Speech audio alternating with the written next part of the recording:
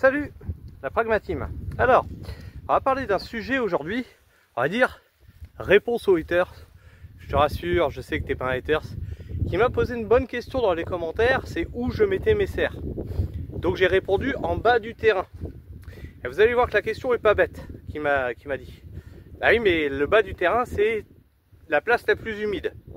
Oui, mais non, on va voir ça. Tu vois ici par exemple, les serres sont mises. Voilà, tout est fait. Tu as les fils d'Eltan qui sont là, les fils sur les côtés, tu vois. On n'est pas sur un terrain très hydromorphe comme à côté là-bas. Tu vas voir que c'est pas la zone la plus hydromorphe et je vais t'expliquer pourquoi.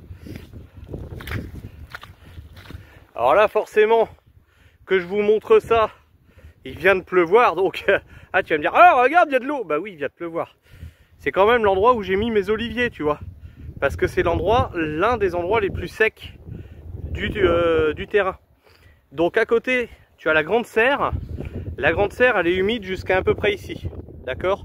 Et tout le reste est sec. Alors, pourquoi je les mets en bas? Alors, je les mets en bas pour plusieurs raisons. Tu vois que cette zone-là, elle est droite. Alors que si je devais les mettre là, ben, j'aurais tout un travail de terrassement à faire. Parce qu'on est en pente. On est en pente et du coup ça ne réglerait pas le problème ni d'humidité et encore moins le problème de fertilité, puisqu'il faudrait que je décaisse, que je mette au droit, etc. Et donc que je retombe sur mes argiles vertes et rouges. Hein, rappelle que on a de l'argile ocre à 20, 30, 40 cm de profondeur suivant les endroits. Je peux peut-être vous le montrer d'ailleurs dans les tranchées. Je suis déjà sur de l'argile ocre et rouge. Alors est-ce que c'était ici ou de l'autre côté? Attends, je vais te montrer ça. Je sais plus, c'est de l'un des deux côtés. Là c'est ocre. Je sais que j'avais de la rouge tout à l'heure, puisque je l'ai fait à la main. Tiens, toc. Tu vois, là, on tape déjà l'argile rouge. D'accord? On tape déjà l'argile rouge. Sinon tu vois bien que c'est ocre au fond de la tranchée, et là tu es à 25-30 cm de profondeur, tu vois. Donc après, en dessous, plus bas, on est sur de la verte, carrément, on est carrément sur de la verte.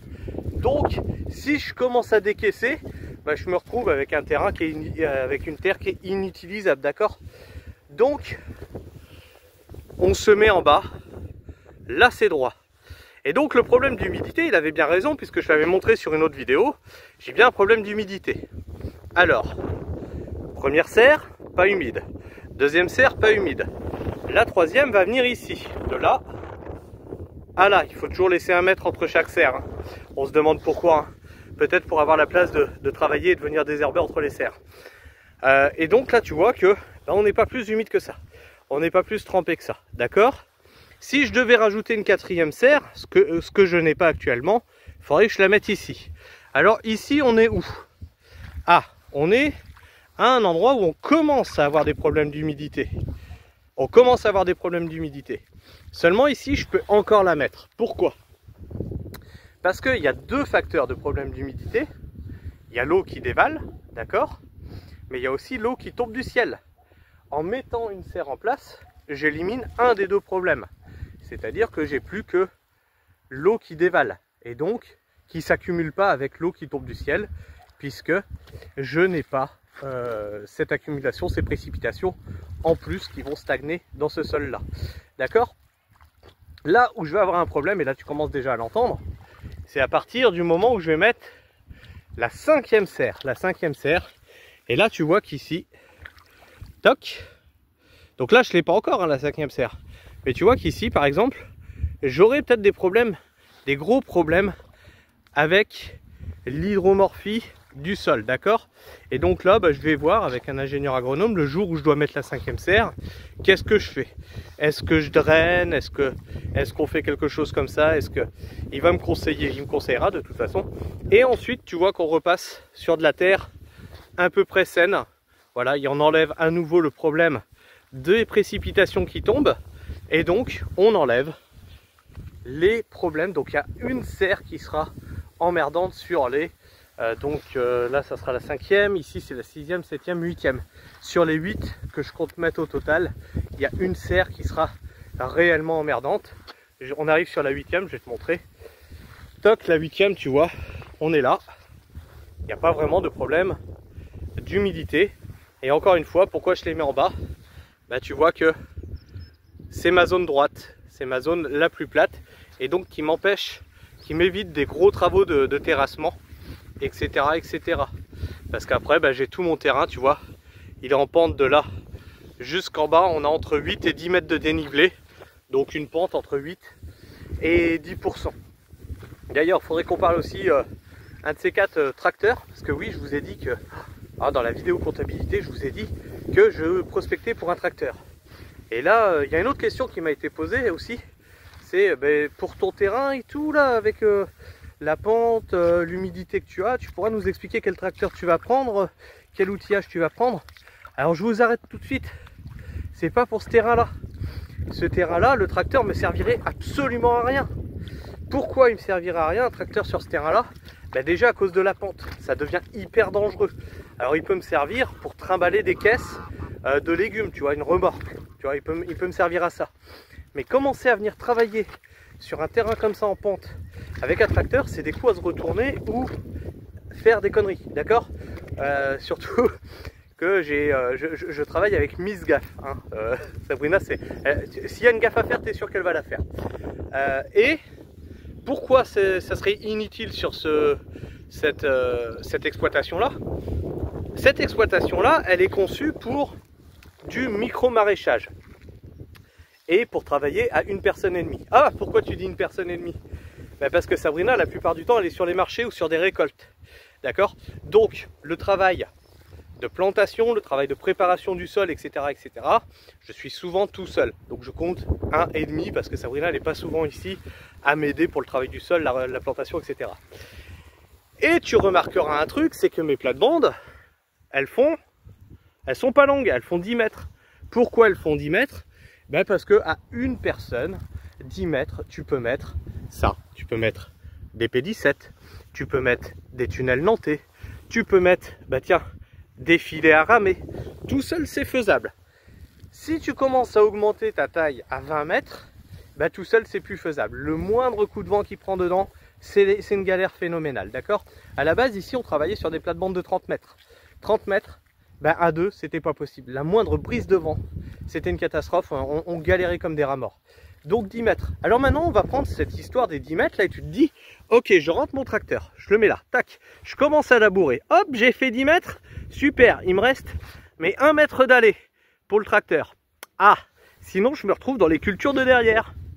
Ah, donc tu vois bien que le tracteur, il n'est pas optimisé pour ce terrain-là. Ça serait plutôt un motoculteur qu'il me faudrait ici, on est d'accord? Et c'est exactement ça qu'il me faut ici, un motoculteur. Ici, on est sur du micro-maraîchage. Mais alors, tu vas me dire, pourquoi tu me parlais d'un tracteur, d'un micro-tracteur, etc. Déjà, pour tout ce qui est logistique, transporter du matériel. Et je vous ai aussi parlé d'un autre terrain qu'on pourrait avoir d'ici 1 an, 2 ans, peut-être 3 ans, d'1 hectare. Parce qu'on est en train de prospecter pour des terrains d'1 hectare et on aura peut-être celui qui est derrière. Et à ce moment-là, c'est plus du micro-maraîchage que je fais là sur le terrain d'1 hectare. C'est que je vais balancer 3000 mètres de carottes, 3000 mètres de poireaux, 3000 mètres de patates, tu vois, par exemple. C'est des conneries que je te donne, tu vois, peut-être du chou, peut-être on sait pas, Mais ça va être sur toute la longueur, allez hop, tracteur sur toute la longueur, et après semoir sur toute la longueur. C'est le même type de sol qu'ici par contre, c'est un sol très lourd, très humide, etc. etc. Donc il y aura même un autre tracteur qu'on va faire venir avant, un très gros celui-là, pour un labourage et peut-être un décaillassage, pour pas avoir à s'embêter sur cette partie-là avec un petit tracteur de peut-être 20 à 30 chevaux, on ne sait pas encore. Je pense plutôt 20 chevaux. Mais ça va pas être pour ici. Ici, ça serait complètement impossible et abominable de faire ça au tracteur. Tu t'imagines, tu fais 10 mètres, tu es déjà arrivé au bout de la plate-bande avec un tracteur, mais ça veut rien dire. Ça veut rien dire. En plus que, regarde par exemple ici, là. Toc. Tu vois, ici on est sur mon ancienne plate-bande à carottes. Toc, tu fais 10 mètres, tu te retrouves dans les fèves, qu'est-ce que tu fais? Tu les écrases? On fait comment derrière? Voilà, le problème c'est que si tu fais rentrer un tracteur ici, tu fais de la casse. alors qu'une motobineuse, un motoculteur, ça passe. L'autre problématique ici, pour le tracteur, c'est bah tu as des arbres partout. Regarde, tu as un arbre là. Alors tu le vois peut-être pas parce qu'il a pas ses feuilles. Tu as un arbre ici. Tu as un arbre là. Tu as un arbre ici. Tu en as un autre là-bas. Un autre là.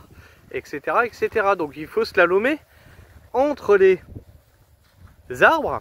Ce qui est bah, beaucoup moins rigolo avec un tracteur qu'avec une motobineuse qui est beaucoup plus souple.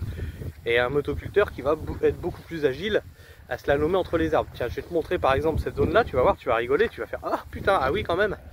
Là regarde. 1, 2, 3, 4. Et tout ça c'est dans mes cultures, tu vois. Mes cultures poussent en dessous de ces arbres là, d'accord? Et que je fais comment moi avec un tracteur là-dessus? Eh ben je suis dans la merde, voilà. Alors tu vas me dire, bah, t'es dans la merde aussi si tu mets une serre. Oui, mais tu vois que c'est des arbres, ceux-là ils poussent pas haut. Toc, tu vois que celui-là il pousse pas haut. Toc, toc, toc, ça pousse pas haut. Par contre celui-là, ben, la serre elle va arriver, on va faire en sorte qu'elle arrive ici, tu vois. Et puis après on va faire démarrer l'autre de l'autre côté, tu vois. Donc tout ça, c'est des choses effectivement que je vous ai dites qu'il faut prendre en compte. Hein. Il y avait derrière, on a dans le projet d'avoir un terrain d'1 hectare derrière. Ce qui fait que ça enlève la partie carotte qu'on fait ici en micro-maraîchage, ça enlève la partie poireau qu'on fait ici en micro-maraîchage et ça enlèverait la partie patate qu'on fait ici en micro-maraîchage, ce qui libère de la place sur ces modules-là qui seront pour des cultures plus adaptées à travailler avec nos techniques de micro-maraîchage, avec des petits outils, soit manuels, soit avec des petits moteurs thermiques comme une motobineuse, tu vois. Voilà, j'espère avoir été clair. Alors, ça sera une réponse aux haters, parce que vous savez que ça me fait rire d'appeler ça comme ça, réponse aux haters. Mais t'inquiète, je sais que dans les commentaires, tu faisais pas du tout de la hate, etc., etc. Pas du tout. C'était une question très bienveillante et je t'en remercie. Et il y a eu un autre truc qui s'est passé dans les commentaires. C'était par rapport à la comptabilité. Et on m'a dit oui, mais attention parce que ta comptabilité elle est fausse. Oui, parce qu'en fait, je suis en micro BA, c'est ce que j'ai répondu à pas mal de gens. Et du coup, je fais une comptabilité qui m'est propre pour savoir ce qui reste sur le compte, etc., etc. Et je suis pas en réel, j'ai pas besoin de déclarer une compta tous les ans, tu vois. J'ai même pas besoin en réalité de faire une compta puisque c'est comme si j'étais micro-entrepreneur. Cela dit, vous m'avez conseillé, c'est un très bon conseil que je vais certainement suivre, de faire une formation en compta. Il y en a qui m'ont donné des organismes. Bah, je vais peut-être y songer. Parce qu'effectivement, il y a toute l'histoire des amortissements, des serres, etc., etc. Je vais peut-être y songer, parce que bah, tant qu'à avoir un fonds dédié aux formations, bah, autant se former comme il faut, vous avez bien raison. Surtout qu'en plus, c'est des collègues maraîchers qui m'ont dit ça. Bah, vous avez bien raison les gars, d'aller se former en compta, et puis une fois que l'entreprise évoluera, au moins je serai formé à avoir une comptabilité qui est propre, et pas une comptabilité personnel comme je fais actuellement. En tout cas, merci pour tous vos commentaires, vos retours qui se font en général dans la bienveillance. Encore une fois, hein, j'appelle ce format réponse aux haters parce que ça fait cliquer déjà. Et puis, parce que ça me fait rire des fois de répondre à des vrais haters et des vrais trolls. En tout cas, je vous remercie beaucoup pour vos retours, vos questions et votre gentillesse dans les commentaires. Ça fait vraiment plaisir à voir. Je vous fais la bise, la Pragma-Team. Prenez soin du sol et restez pragmatiques. Ciao.